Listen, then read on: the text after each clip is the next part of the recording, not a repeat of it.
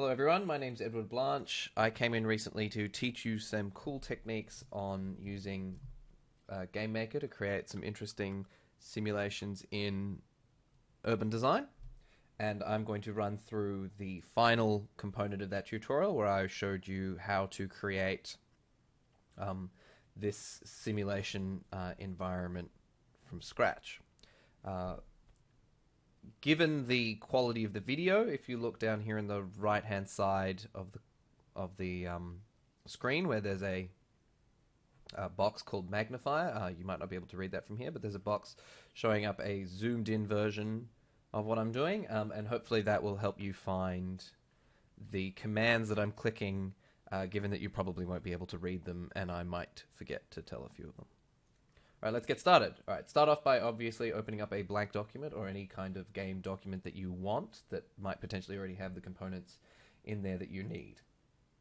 Now, what you want to do is first make sure that your Gamemaker is set up in advanced mode. The way you can check this is by looking at whether or not, and you can see in the bottom right hand corner, we have the full list of game items, folders listed there. So sprites, sounds, backgrounds, paths, scripts, fonts, timelines, and objects, and rooms should all be visible. If they're not, that means that you are in simple mode and you want to turn it into advanced mode. You got File and select Advanced Mode. It's going to ask you to save your project because it's going to need to close down. When it reopens, it will be in Advanced Mode and you'll have all the options available. If you don't do this, then you might become a little confused because things aren't going to be quite where I say that they are, and some commands might be missing altogether. Alright, let's jump straight into it. What we're looking to do is to create a simulation giving us the approximate distances from train stations in an urban fabric that we can create in Adobe Photoshop. I'm going to be doing this in two parts. One very long part, which is probably going to take somewhere in the vicinity of 25 minutes, is going to be an explanation of how to do this from scratch. I'm going to add a short secondary video at the end, which is going to explain how you can then go further once you've done that component. Alright, let's start off by considering what sprites we need to be able to do such a simulation. We're going to need, obviously, a sprite that indicates the pedestrian, a sprite that indicates the that is what the urban fabric looks like, and we're going to need a sprite for what the train station looks like. And we're going to need a sprite for showing the area of which pedestrians have walked over. Now, a sprite is just an image that's going to be applied to an object. An object is a point in space that has a set of properties associated with it that will be doing most of the simulation elements that we want. And those object components are going to go in rooms, and the room is where everything takes place. So we're going to start off by creating some images to give us an idea of what we want things to look like. We'll start off with creating a pedestrian image. Now, while in class I showed you all how to do this, I used square numbers. However, often when you're trying to do some of these things, it's nice to use an odd number because then you have a center point in your sprite. So we'll go for a 9x9 circle, and this will be the image that we're going to be using for pedestrians within this simulation. So when you click on the picture of a Pac-Man, it will create an empty sprite in here. You give it a good name, one that you're going to be able to remember. If you keep labeling everything sprite 1, sprite 2, sprite 3, it's just going to get confusing. You go to edit sprite, it will bring up this box, and you can click on new, create a new sprite. Let's make it 9x9 and press OK. This will create a small image, which is just going to be a blank square, 9x9 pixels. We double click on that and it'll bring up a simple paint program. Now while I draw this circle, you don't need to use this as the paint program. You can simply load in an image that you've gotten from the internet, or you've made online, or you've made in Photoshop, pardon me. And then you can apply it to your simulation. So we've clicked on and created a little pedestrian dot, and then we'll press OK, and let's duplicate it. Oh, actually, no, we'll create a wall piece. So now let's take this one and we'll call it gray rectangle. We'll go edit sprite, file new. We'll make it a 32x32 size rectangle. Throw it up and just throw on some, make it a big gray block, and I'll give it a border. Now again, you don't have to draw it. This paint program in this is very simple, and you might not want to have to go to all of the trouble. Oh, I've done that terribly. you might want to not have to go to all of this trouble. So my recommendation would be, if you do know Photoshop, to sit down with Photoshop and create the objects that you want and import them separately. Just make sure that you know the sizes that you're creating them at in precise pixels. So if you want to load a sprite, you just click this button and it will bring up the dialog of what you want to load. This will be the street pattern that we'll be using later in the simulation. In terms of other things to look out for when we're creating these simulations, we have precise collision checking. That should be automatically selected. If it's not, make sure you select it.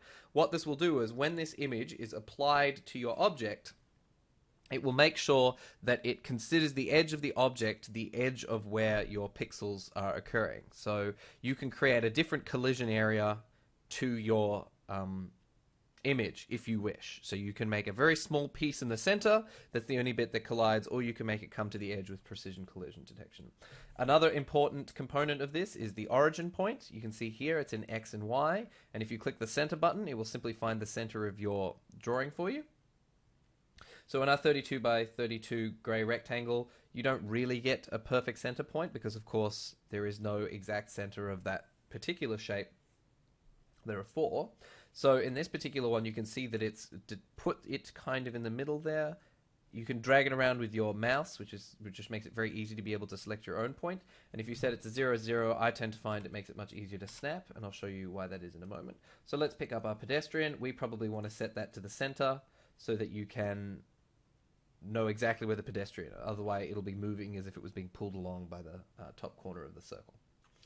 We'll press OK. The next thing we want is we just want something that's going to indicate a train station. So let's duplicate this gray rectangle and call it station. Now again, you can use little symbols, or you can pretty much do whatever you want. But for the moment, we're just going to create a number of shapes so that we can just see it clearly in the simulation. And so we know where everything is, and just for speed. So we'll call this red rectangle.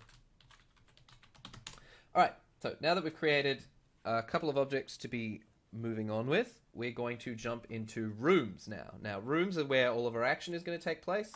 We click Create a Room under Settings. Gives us most of the properties associated with those rooms. So when you double click on it, it'll bring this up. Double click on room, it'll bring up all of this. And if you click on the settings tab, you'll get this. Now, I like to set it usually to 800 by 800 because that tends to be just a nice size. It doesn't really matter. You can set it to any size you want. You just want to make sure it is the size of the room. If you want a bigger screen, my suggestion is you come up to views where you can select the size of the view and how big the image is on the how big it shows up outside of when you actually run the simulation. But for the moment, I'm not going to have time to run through that, so you can take a look at that at your leisure. It's relatively straightforward. Now, we're going to look into our room details. Another important setting in this room is the speed. This speed is going to be dictating how fast it's processing all of what we're doing. So a speed of 30 means that it is doing steps at 30 per second. So it'll do 30 steps per second, and when we put things into the step code within this, it will be doing those 30 times a second. It's also the way that this program evaluates time, so you're going to have to be able to calculate them all in steps, so be ready to do lots of dividing and multiplying by 30. I'm going to call this room 01 and press OK. Now we want to create some objects to put in that room. So we'll go up to Objects, create a new one. We'll call him Ped01. Nope, we're going to call him Pedestrian1. And we're going to make him the 9x9 circle we created by clicking on this little button here and going down to the 9x9 circle. Now, what else we want to do is we want to just press OK, because we're going to put them in the room first and then move on to doing giving them programming. Next, what we want to do is we want to create a wall piece, so we'll make it a gray rectangle, call it wall. Now here we have other settings like visible and solid. In these particular ones, visible will make it visible or not in the room, obviously, but solid is a checkbox that we're going to use to be able to distinguish it from things that aren't solid, so we want it to move through some and not through others.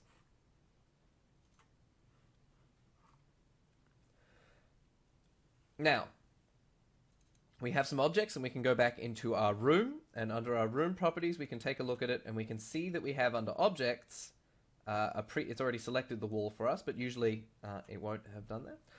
And you can see your 800 by 800 room space in the main screen here, showing us the space that we've got to work with. And here we have a drop down menu where you can choose what objects you want to put in there. So we have pedestrian 1 and we have wall.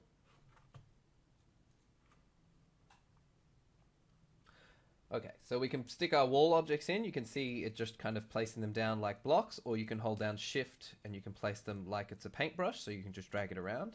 And if you right select, you get the delete functions, and you can also just hold down shift and you can just really easily and quickly delete things as well. If you look up here, you have different snap settings. This creates the grid that we're snapping to. And you've got to remember that the center point that we talked about before, or more specifically the center point of our sprite, is what will snap to the location on our grid. Now, if you look here just underneath where it has the object that you can select, by the way, this is under the Objects tab within our room. If you look under here, it gives you a number of different functions that you have the capacity to play with when you're placing around objects. All right, so we stick in a couple of walls, we can stick in a pedestrian or two, and now when we press close and save, now you want to make sure that you save every so often. The save option's up there, or Control S as it is with most things, and let's press play.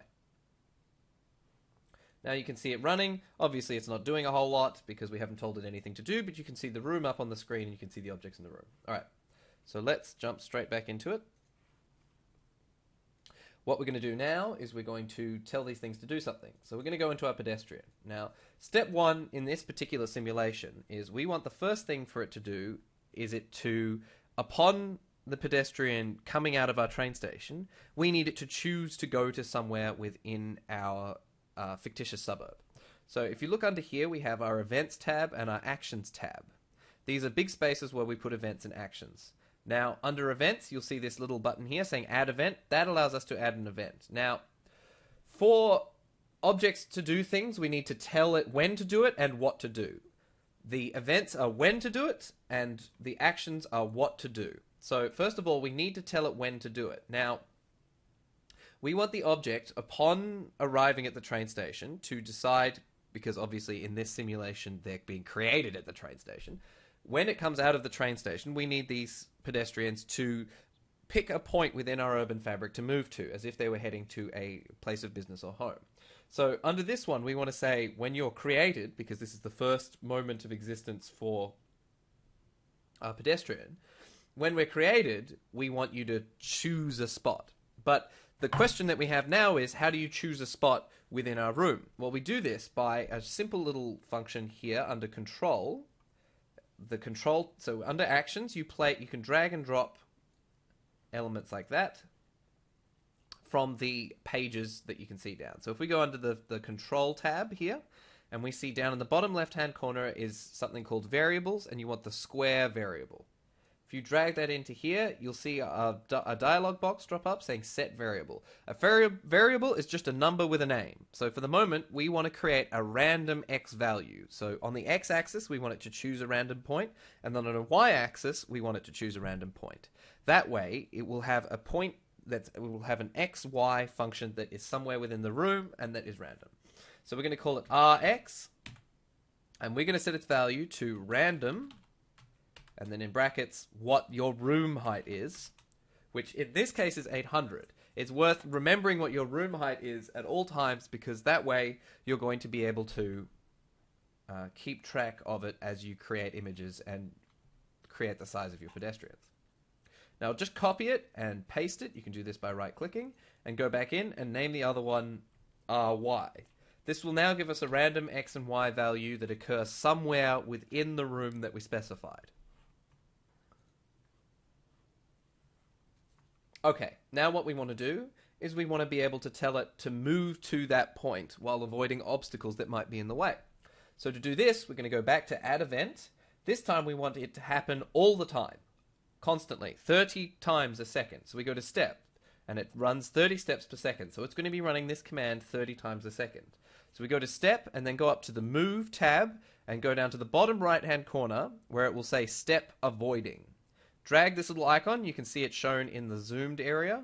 Drag it into your area. Now, we have Step Avoiding.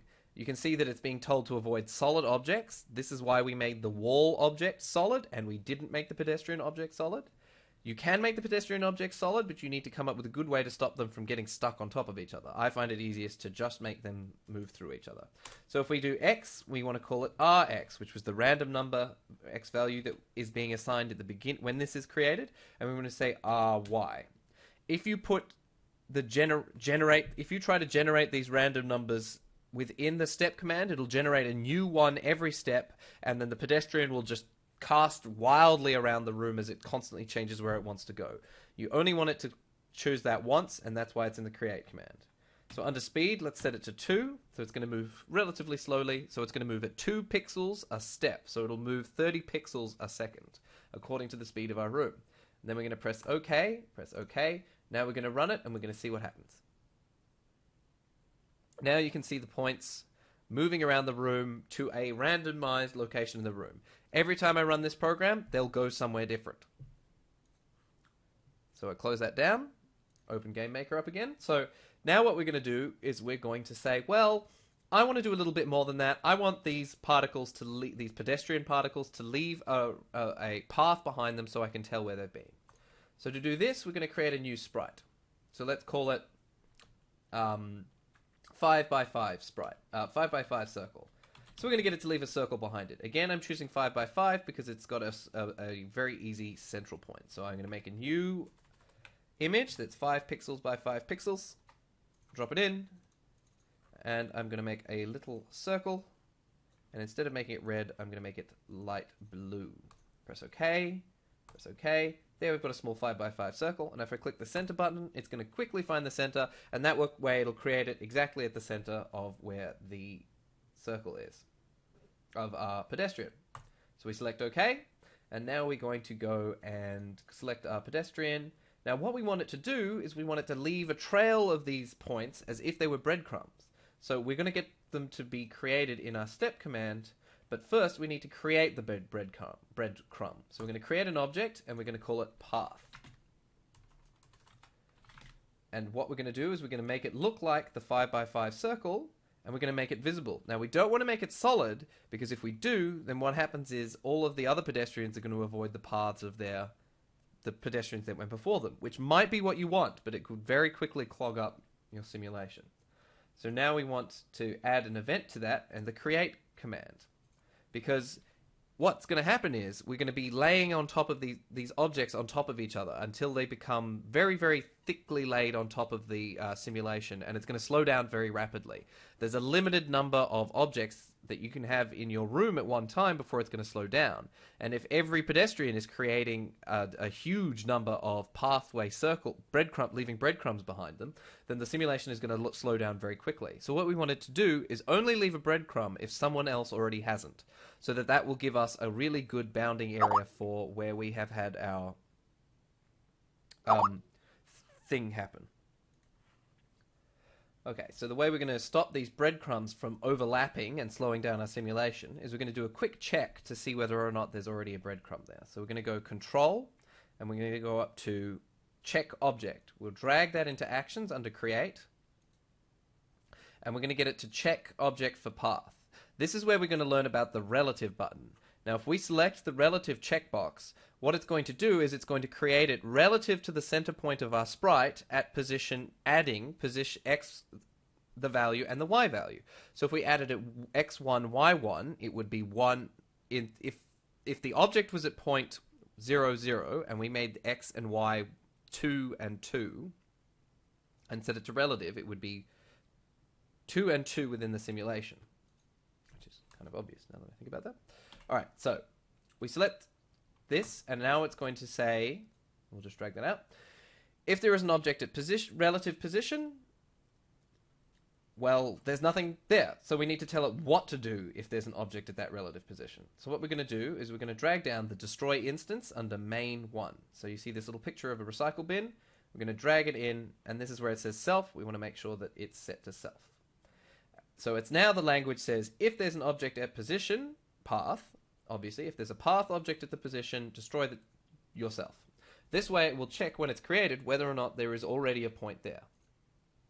So we'll press OK, and now we'll press run. And you know what I've forgotten to do.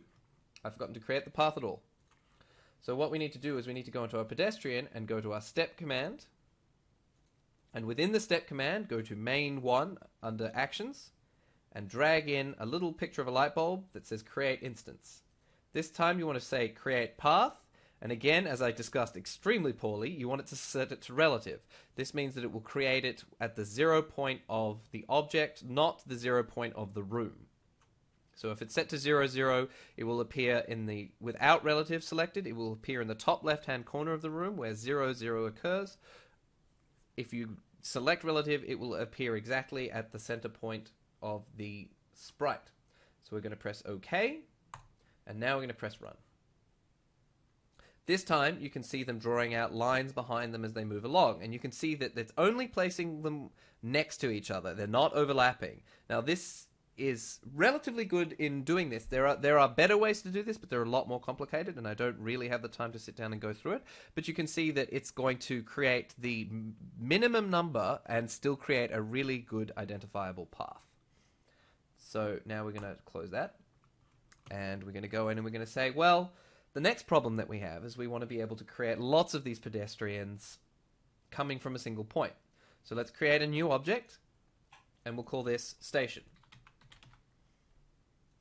And we're going to make it the red rectangle, and we're going to make it solid. Now, when our pedestrians come out of the station, we want them to appear above the station. So we're going to take a look at the draw distance, and this is depth. This is like the layer order you have in Photoshop or the layer order you have in AutoCAD.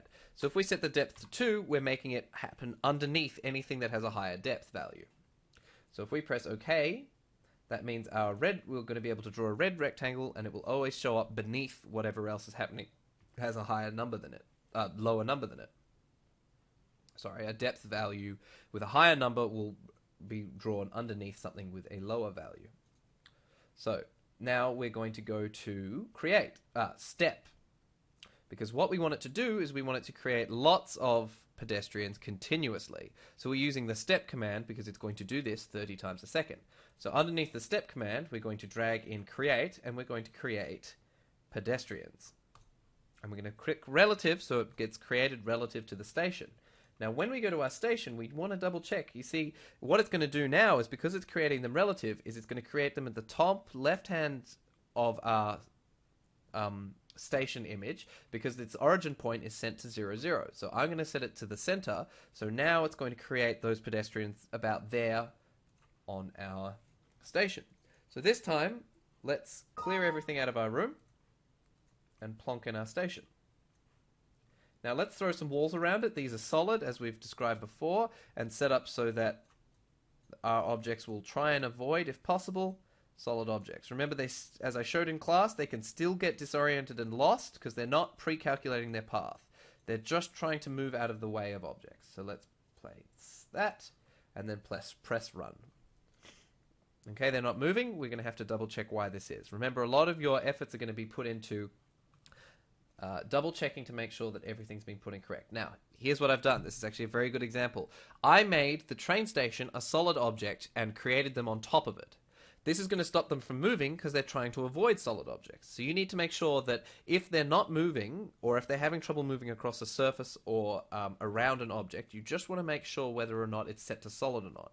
In this case, I set our train station to solid such that they wouldn't be able to move. So now if I deselect it from being solid and press run, you can see now that they're all exploding out of the train station because they no longer consider it as something to avoid, or more specifically, they no longer consider it something that they can't move through. Now you can see them spinning around and spinning all over our simulation and doing quite well. But there's a downside to what's happening, is you've noticed that they're just picking somewhere random in the room, and that doesn't necessarily really tell us a whole lot other than maybe what are the most common pathways that people take. So what we want to do is we want to set it up so that we can set a distance associated with how far can people walk in a certain time while avoiding obstacles. To do this, we're going to give these pedestrians a lifespan. We're going to say, after a certain period of time, you're going to stop moving, but we're going to leave your trail.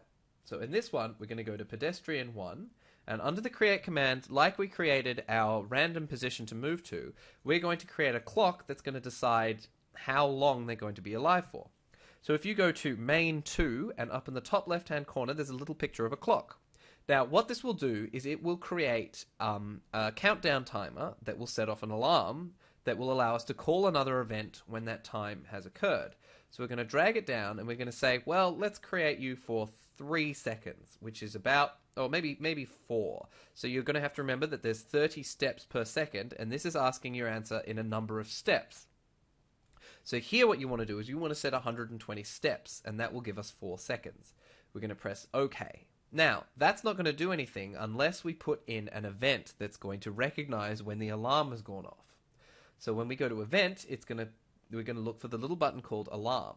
Underneath alarm 0, which was the name of the alarm that we set, we'll just go back into the create command. If you look in here, you can say in alarm number alarm 0. When you bring that checkbox up, you can see other alarm numbers, so you can set multiples.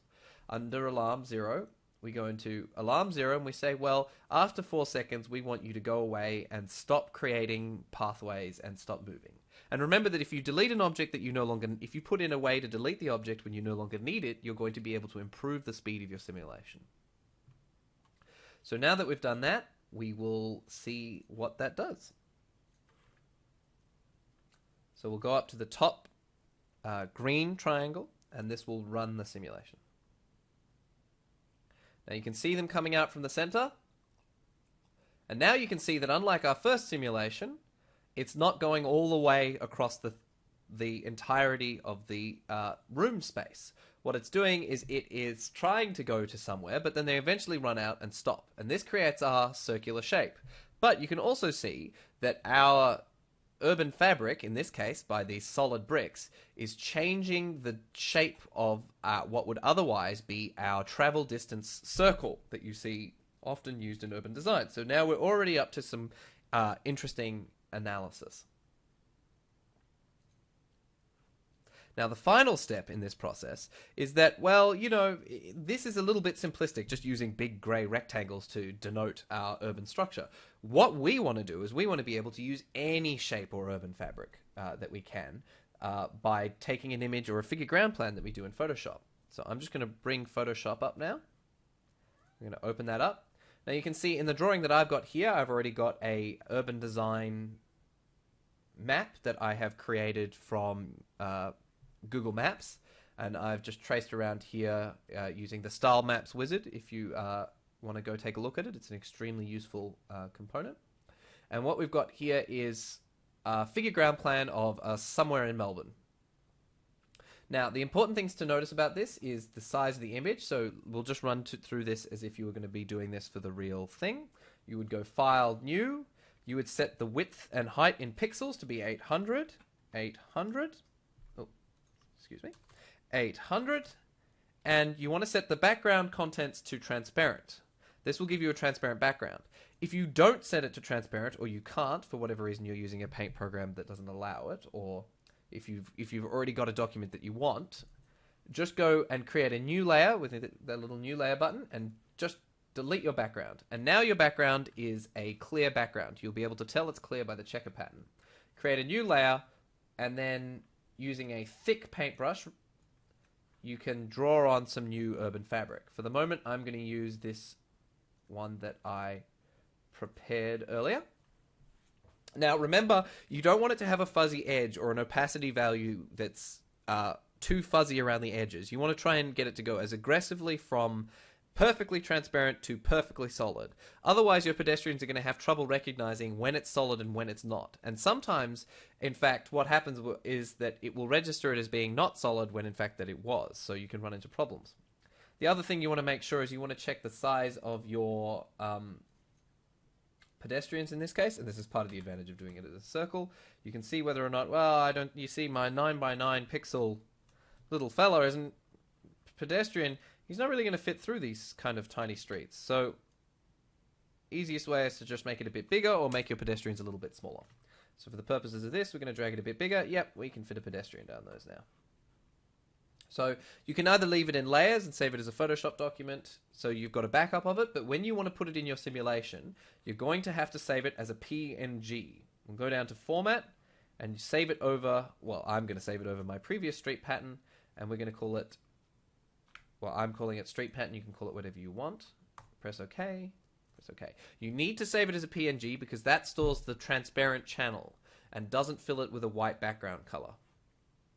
Now, let's go into our pedestrian simulation. And let's remove everything again, just by clicking the Clear Object Instances, which is this little blank document up in the top corner of our room properties. And this time we're going to load our own sprite. And we're going to call this one Street Structure. And load our pattern.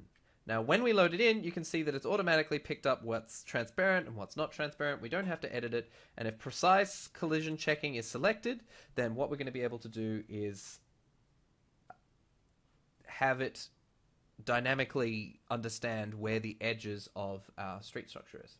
So now let's replace our wall. You can keep the wall object if you want, so let's just create a new object, but we want it to have the same properties. So we'll click Street Structure as our image, and we'll call this Urban, and we'll make it visible and solid. How about we call it Urban Fabric? Maybe just Urban. And then press OK. And now we're going to drop it into the room. So you can see now that because I've made it 800 by 800, it fits perfectly. And that's really why we wanted to make sure our Photoshop document was the same size as our room. Remembering, of course, the room is set in pixels. Now, you can notice that we now have this kind of ugly grey background. We can fix that by clicking on the Background tab in the room that we're working in, and we can just change the colour